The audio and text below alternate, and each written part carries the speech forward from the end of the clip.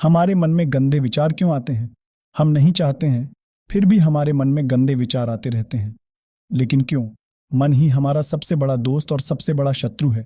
जब हम अपने मन के हिसाब से चलते हैं तो मन हमें भटका देता है, और जब हम अपने मन को संतुलित कर लेते हैं तो हम अपनी जिंदगी में सब कुछ पा लेते हैं।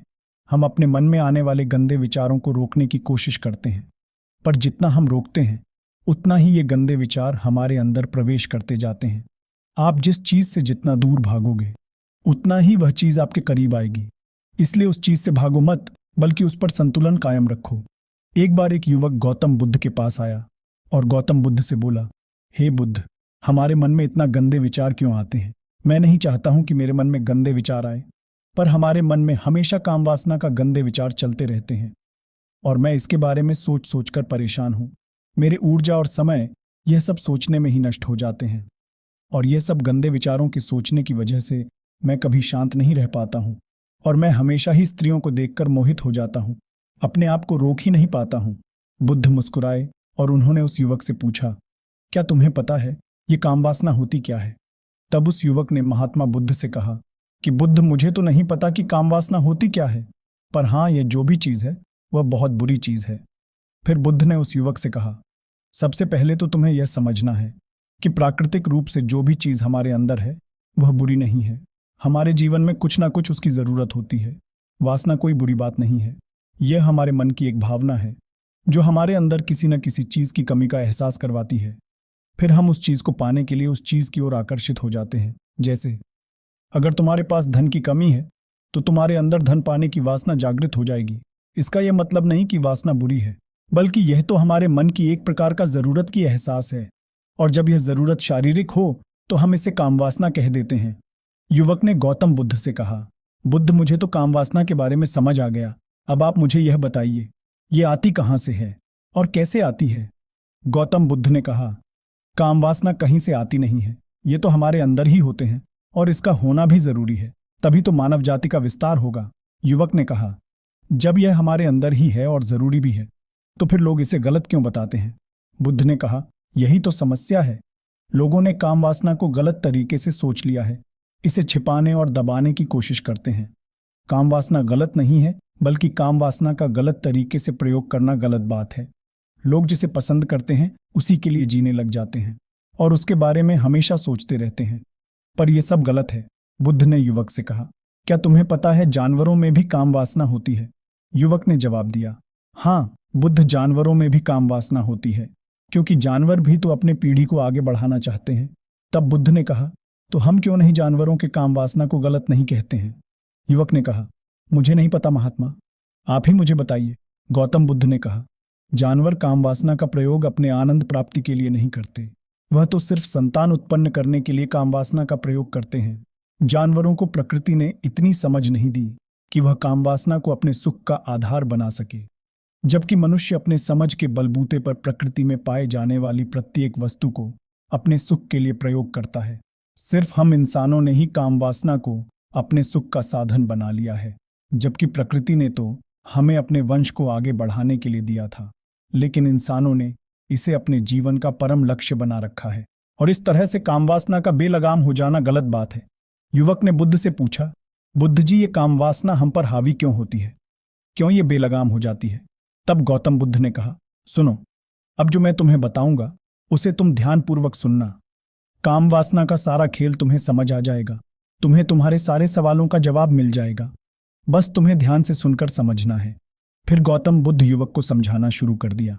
एक बार की बात है, एक आश्रम में गुरु और उनके शिष्य रहते थे। शिष्य रोजाना आश्रम के बाहर स्थित गांव में दीक्षा लेने के लिए जाते थे। शिष्य जिस गांव में दीक्षा लेने के लिए जाता था, उस रास्ते में एक नदी पड़ती थी जिससे वह रोज भिक्षा लेने जाता था। एक दिन उसने देखा कि एक लड़का पेड़ के पीछे छिपा है। उसने लड़का के पास गया और उससे पूछा, भाई, तुम इस पेड़ के पीछे छिपकर क्या देख रहे हो? लड़के ने कहा, अरे तुझे नहीं दिख रहा है क्या? मैं क्या देख रहा हूं? तब शिष्य ने देखा वहां पर कुछ लड़कियां पानी भर रही थीं। लड़कियां 15-16 साल की होगी।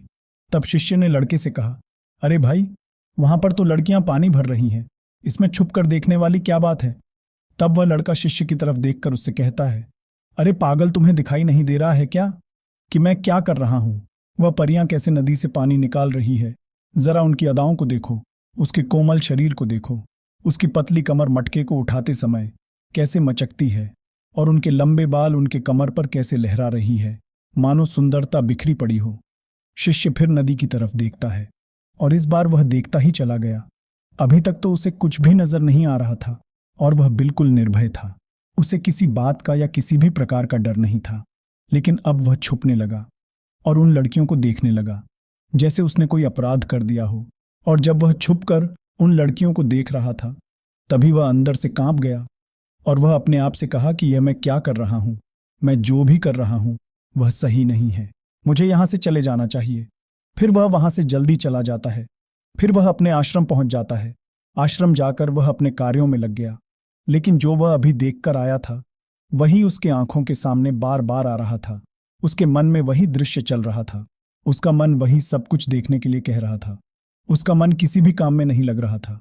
सुबह होते ही आश्रम से भिक्षा के लिए जल्दी निकल जाता और नदी के पास वाले पेंट के पास जाता। वहां पर वह लड़का पहले से मौजूद रहता था।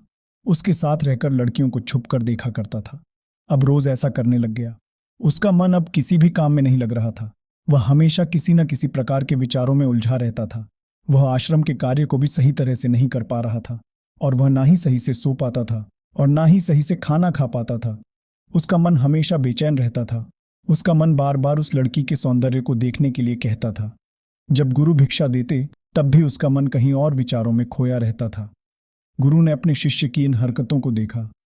तब एक दिन गुरु ने अपने शिष्य को अपने पास बुलाया और कहा, आज से मैं भी तुम्हारे साथ भिक्षा मांगने के लिए जाऊंगा। तुम और मैं साथ साथ भिक्षा मांगने चलेंगे। तभी शिष्य ने गुरु को मना करते हुए बोला, नहीं गुरुदेव, आप परेशान क्यों हो रहे हो, मैं अकेले ही ठीक से भिक्षा मांग सकता हूं। गुरु ने शिष्य से कहा, ठीक है, तुम अकेले ही भिक्षा मांगने जाओ। इसके बाद शिष्य भिक्षा मांगने के लिए निकल गया। शिष्य के जाने के बाद गुरु भी आश्रम से निकल गए और शिष्य का पीछा करने लगे कि वह कहाँ जाता है, किससे मिलता है। ये सब देखने के लिए उसके पीछे पीछे चलने लगे। थोड़ी दूर जाने के बाद गुरु ने देखा कि उसका शिष्य एक लड़के के साथ एक पेड़ के पीछे अपराधी की तरह छिपा हुआ है और छिपकर कुछ देख रहा है। गुरु भी अपने शिष्य के पीछे जाकर खड़े हो गए, यह देखने के लिए कि आखिर उसका शिष्य क्या देख रहा है जिसके लिए वह पेड़ के पीछे अपराधियों की तरह छुपा हुआ है। गुरु ने देखा कि उसका शिष्य पेड़ के पीछे छिपकर लड़कियों को देख रहा है जो नदी से पानी भर रही है। तभी गुरु ने शिष्य से कहा, क्या तुम लड़कियों से भी भिक्षा लोगे? गुरु का आवाज सुनकर शिष्य का मन घबरा गया और उसके पसीने छूटने लगे। वह थर थर कांप रहा था, जैसे किसी चोर को पकड़ते समय रंगे हाथ पकड़ लिया हो। उसकी हालत खराब हो गई। वह कुछ भी नहीं बोल पा रहा था। वह लड़का जो शिष्य के साथ था वहां से भाग गया, जिससे शिष्य और भी घबरा गया था। उसके मुंह से कुछ टूटे फूटे शब्द ही निकल रहे थे। वह अपने गुरु से नजर मिलाने का साहस भी नहीं कर पा रहा था। गुरु ने शिष्य की तरफ देखा और कहा, मेरा शिष्य तो निर्भय है, उसे तो किसी भी चीज का डर नहीं है, लेकिन ये क्या तुम तो डर के मारे कांप रहे हो? किसी ने गुरु से कहा, मुझे माफ करना, इसमें मेरा कोई दोष नहीं है। उस लड़के ने मुझे बहका दिया था, लेकिन मैं आपसे वादा करता हूं, आज के बाद मैं कभी ऐसा काम दोबारा नहीं करूंगा। मुझे माफ कर दो। गुरु ने कहा, कोई बात नहीं, पर इस बात का तुम ध्यान रखो, हम जैसे संगति करते हैं वैसा ही फल हमें प्राप्त होता है। हम जैसे संगति करते हैं वैसे विचार हमारे अंदर प्रवेश करते हैं। इसलिए अच्छे संगति करो ताकि तुम्हारे अंदर अच्छे विचार प्रवेश करें। फिर गुरु और शिष्य आश्रम लौट आए। फिर से आश्रम के कार्यों पर ध्यान देने लगा। उसने उस रास्ते को छोड़ दिया और दूसरे रास्ते से जाने लगा। वह अपने काम को ध्यान से करता था, लेकिन धीरे धीरे उसके अंदर क्रोध उत्पन्न हो गया और फिर वह दूसरे शिष्य पर क्रोध दिखाने लगा और बेचैन हो गया। अब वह सही समय पर भजन भी नहीं करता था। वह भोजन भी बहुत कम खाता था। एक रात गुरु शिष्य के पास आए और उससे बोले कि तुमने मुझसे वादा किया था कि तुम अपना मन नियंत्रण में रखोगे। अब तक तुमने कितनी बार अपना वादा तोड़ दिया है? ये सुनकर शिष्य अपने गुरु के चरणों में गिर गया और रोने लगा। रोते रोते ही उसने गुरु से कहा कि गुरुदेव, मैं कितनी बार अपना वादा तोड़ चुका हूं। फिर वादा कर लेता हूं, लेकिन मैं हर बार वादा तोड़ देता हूं। मेरा मन मेरे नियंत्रण में है ही नहीं। मैं बहुत कोशिश करता हूं, मैं अपने मन से सारे बुरे विचारों को निकाल दूं, लेकिन मैं चाहकर भी ऐसा नहीं कर पा रहा हूं। फिर गुरु ने शिष्य को कहा, चलो मेरे साथ। गुरु शिष्य को आश्रम के बगीचे में लेकर गए और शिष्य से कहा, देखो यहां पर कुछ नालियां बनी हुई है जिससे नदी का पानी इन पौधे तक आ रहा है और पानी नियंत्रण भाव से बह रहा है। क्या तुम इस पानी की बाहों को रोक सकते हो? शिष्य ने कहा, हाँ गुरुदेव, मैं इस पानी के बहाव को रोक सकता हूँ। फिर शिष्य ने मिट्टी उठाकर उस नाली के छोर पर डाल दिया। वह अपनी थोड़ी देर के लिए रुक गया और फिर थोड़ी देर बाद उस मिट्टी के ऊपर से पानी बहने लगा। गुरु ने शिष्य से कहा, अरे ये क्या, यह पानी तो रुका ही नहीं। फिर से उसने कुछ कंकड़ पत्थर उठाकर उस नाली में डाल दिया। फिर थोड़ी देर के लिए पानी रुक गया।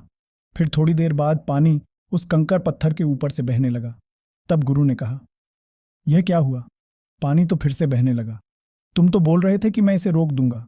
क्या हम किसी चीज को पूरी तरह से रोक सकते हैं? तब शिष्य ने कहा, कोई बात नहीं गुरुदेव, मैं इस पानी को रोककर आपको दिखाऊंगा। फिर उसने एक बड़ा सा पत्थर लेकर आया और उस नाली में डाल दिया। पानी रुक गया। तब शिष्य ने गुरु से कहा, देखिए गुरुदेव, मैंने कहा था ना कि मैं पानी को रोक दूंगा। मैं पानी को रोक दिखाया।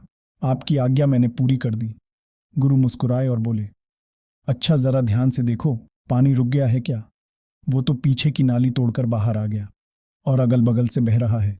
और ध्यान से देखो, इस पत्थर के आगे भी आ गया और यह पानी अपना रास्ता बदलकर फिर से आगे की तरफ बह जाएगा। फिर थोड़ी देर बाद ऐसा ही हुआ। फिर गुरु ने शिष्य को समझाया, तुम्हारे साथ भी तो ऐसा ही चल रहा है। तुम बार बार प्रयास कर रहे हो, बड़े से बड़ा प्रयास कर रहे हो, पर हर बार तुम्हारा प्रयास टूट रहा है और यह हमेशा टूटता ही रहेगा। यह पत्थर तुम्हारा प्रयास है और यह पानी तुम्हारा विचार। तुम कितना ही बड़ा पत्थर रख दो, लेकिन पानी तो अपना रास्ता बना ही लेगा। यह देखकर शिष्य ने पूछा, हे गुरुदेव, क्या कोई तरीका है जिससे मैं गंदे विचारों से बाहर निकल सकूं? गुरु ने कहा, एक तरीका है।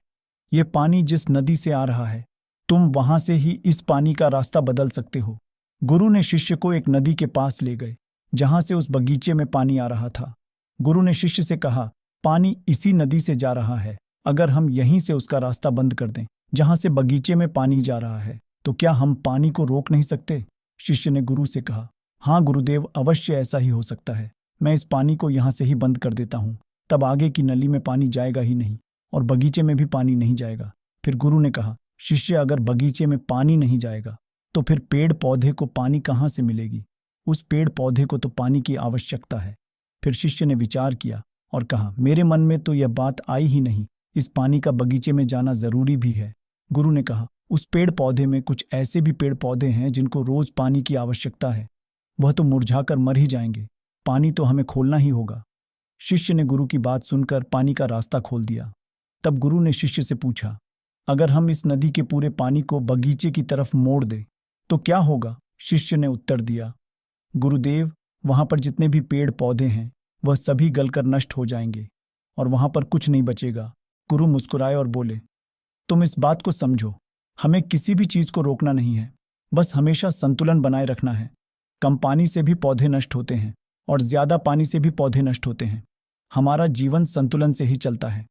गुरु ने शिष्य कहा, अगर मैं तुम्हें कुछ कहूं कि तुम आम के बारे में मत सोचो, तो तुम्हारे मन में सबसे पहला चित्र किसका आएगा? शिष्य ने बोला, गुरुदेव, मेरे मन में तो पहला चित्र आम का ही आएगा। गुरु ने कहा, जब हम गंदे विचारों को जबरदस्ती रोकने का प्रयास करते हैं तो वे और ही मजबूती से हमारे अंदर प्रवेश करते हैं, इसलिए उसे हमें कभी भी दबाने की कोशिश नहीं करनी चाहिए। फिर गुरु ने शिष्य को कहा, हमारे मन में गंदे विचार बुरे लोग से संगति करने से भी आते हैं। कभी कभी कामुकता हमारे अंदर नहीं होती है, लेकिन कुछ अश्लील सोच वाले लोगों के साथ रहने से ये हमारे अंदर हावी हो जाती है। फिर शिष्य ने कहा, गुरुदेव, आप सही कह रहे हैं, मैं अपने मार्ग से भटक गया था। फिर वह शिष्य उस रात बहुत ही चैन का नींद सोया। सुबह उठते ही अपने सभी कार्यों को बहुत ही अच्छा तरीके से किया। फिर वह भिक्षा लेने के लिए उसी रास्ते से गया जहां पर वह लड़का आज भी पेंट के पीछे छुपकर उन सभी लड़कियों को देख रहा था। वह शिष्य उस नदी पर गया जहां पर वह लड़कियां पानी भर रही थीं। उसने उस लड़कियों से पानी मांगा और उन सभी लड़कियों में से एक लड़की ने उसे पानी पिलाया और उसके चरण छुए। शिष्य ने उसे आशीर्वाद दिया कि तुम्हारा कल्याण हो, जिससे कि मानसिकता सकारात्मक ऊर्जा से भर जाए। उसके चेहरे पर मुस्कान आ गई थी, वैसे ही जैसे कुछ खोया हुआ वापस मिल गया हो। फिर वह वापस अपने रास्ते से जाने लगा। तभी पीछे से वह लड़का आ गया जो पेड़ के पीछे छुपा हुआ था। वह शिष्य के पास आया और बोला, क्या बात है, आज तो तुमने नजदीक से दर्शन कर लिया, तुम तो मुझे भी आगे निकला। तब शिष्य ने कहा, हम हमेशा दूसरे के दर्शन करने में ही व्यस्त रहते हैं, अपनी दर्शन कर ही नहीं पाते हैं। तुम कब तक इस पेंट के पीछे छुपते रहोगे? किसी को पसंद कर लो और उससे बोल दो। अगर वह भी तुमको पसंद करती है, शादी कर लो और उससे पहले तुम कुछ बन जाओ। अपने आप को पहचान लो। ऐसे में अपना समय कब तक बर्बाद करोगे? फिर वह लड़का रोज उस शिष्य से मिलने लगा और उसने लड़के को नदी पर न जाने के लिए प्रेरित किया। और फिर वह लड़का अपने जीवन में कुछ बनने के लिए संघर्ष करने लगा। तो तुमने देखा कि संगति का असर क्या होता है। अपनी संगति बदलो, अपने विचार बदलो। गुरु ने शिष्य से पूछा, क्या तुम्हें अपने सभी सवालों का उत्तर मिल गया? तब शिष्य ने कहा, हाँ महात्मा जी, आपका धन्यवाद। तब गुरु ने शिष्य से कहा, जब तुम्हारे मन में गंदे विचार आए तब तुम अपने आप को दोषी मत मानो। ये शरीर है और ये सब इसने हजारों वर्षों से सीखा है। ये केवल तुम्हारे अंदर जो है, केवल सोच लेने से या शपथ लेने से टूटने वाला नहीं है, लेकिन तुम्हारे पास वह शक्ति है, वह ऊर्जा है जिसका तुम्हें संतुलन उपयोग करना है। तुम एक जीवित ऊर्जा हो जो कुछ भी अनुभव करने के लिए स्वतंत्र है। इसीलिए तुम अपने आप को पहचानो। इस कहानी से हमें यह सीख मिलती है कि हमारे विचारों का महत्व कितना अधिक होता है। हमारे विचार ही हमारे भविष्य की दिशा को निर्धारित करती है। हमें सकारात्मक विचारों को अपने मन में पूरी शक्ति के साथ अपनाना चाहिए ताकि हम सही दिशा में आगे बढ़ सकें।